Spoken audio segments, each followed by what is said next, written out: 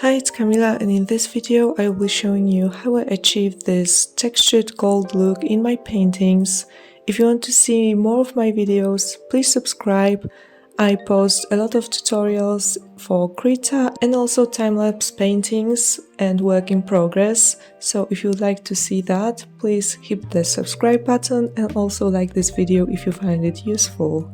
So for everything I use KRITA. And for the brushes that I use, you can also find them in the KRITA channel. So let's get started.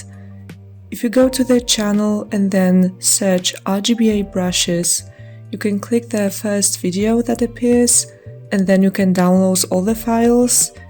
And after that, you click resources and manage resources, and then you can import them and use all of your brushes. If you cannot find them in the RGBA section, then you can go to the All section and then you can find all of the brushes that you have downloaded, and then you can assign them to that RGBA tag. If that doesn't work, try removing them from the RGBA tag and then reapplying them again. Now for the brushes that I have. So all of them are free, all of them are those KRITA brushes that you can access in that video. As you can see, some of them have a slightly different look to them.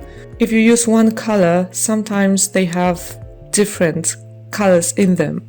And now how I shade my gold paintings. If you select the blending mode at the top of the page with your brush, you can change the blending mode of the brush.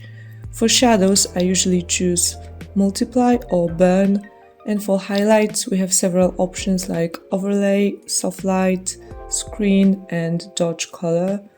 So for different purposes I use different blending modes. And now if you change the brush blending mode, remember about the transparency. The brush color will stay the same, but if you paint over already painted surface, then it will be a different kind of color. So as you can see, I'm using the same color, but I'm just changing the blending mode, and the color that I painted on looks different. And you can do the same with highlights. So for example, if you change your blending mode to screen or overlay, then you can get a lighter effect with that brush. But outside of the already painted surface, the brush will have the same color as set. The color dodge option I usually use at the very end of my painting when I want to make like sparkly highlights.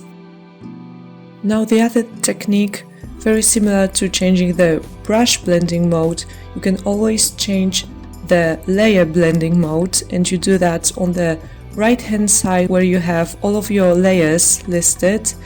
And then you can change the entire layer blending mode, so everything will get affected, not just the brush, but the whole layer.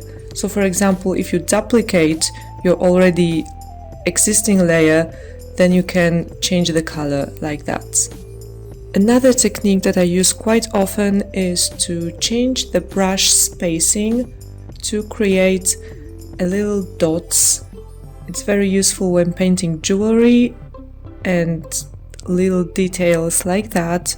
So then you have to click the brush on the left hand side and then change the spacing. So for whatever you would like to change, you can do that, and then you can paint using that brush. I really like this one because it creates those little asymmetrical dots. The last tip I have is using the alpha channel. So what I do, I create a layer above the one that I want to have locked. I create a group, then you can also change the name of the group. And if you select the top layer that you've put on the top of your existing layer, and then click the little alpha icon on the right hand side, then you lock in the alpha channel and you can paint on that layer without going outside of the lines. And you can also change the layer blending mode with those alpha channels. So if you want to create highlights or shadows, you can do that as well. So as you can see, my brush is set to blending mode normal, but the layer is, for example, multiply or screen, so that I can create different kinds of effects.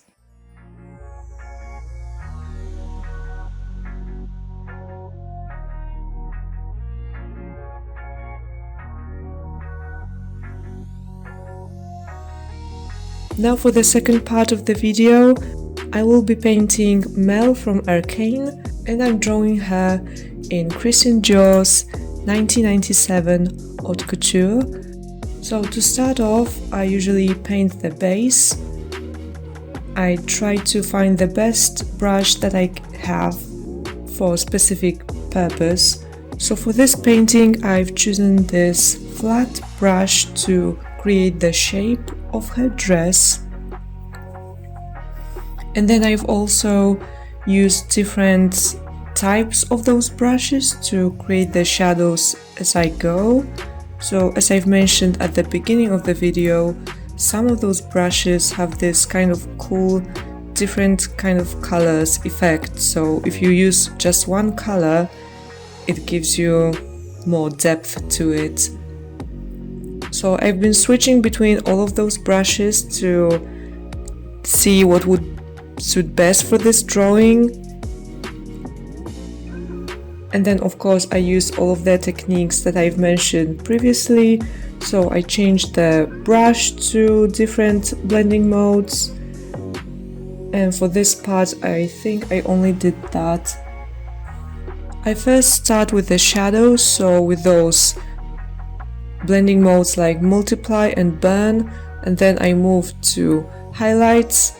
Sometimes I go back to creating shadows once again, depending on the drawing, depending what I want to achieve. So sometimes I go back and forth between all of those blending modes. I also paint different elements on different layers. So for example, the dress is on one layer, and then the jewelry and more detailed elements are on separate layer. So if I want to lock in the alpha channel for this, for example, jewelry layer, I can do that later on. And also I can always duplicate the layer to change the layer blending mode. If I, for example, decide that that layer is too light or too dark, then I can duplicate the layer, change the blending mode, and it works perfectly fine. So sometimes it's better to create more layers even if you're doing one thing, so that you can correct your errors or you have more freedom to change what has already been painted on. I have one more video about painting gold. You can check that out. I painted Ningguang from Genshin Impact, and you can go check that out. It's just like a time-lapse video, so I haven't explained a lot of things there, but if you're interested how I created that painting, you can go there and watch that video as well.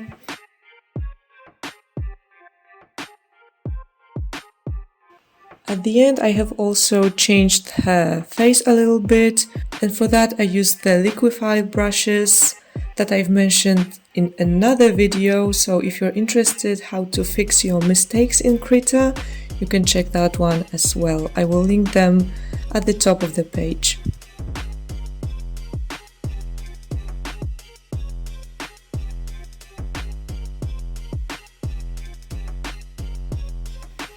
And that's basically everything. Thank you so much for watching. I hope you enjoyed and you learned something new. If you have any other tips how to paint gold, please leave them in the comments. And bye bye for now.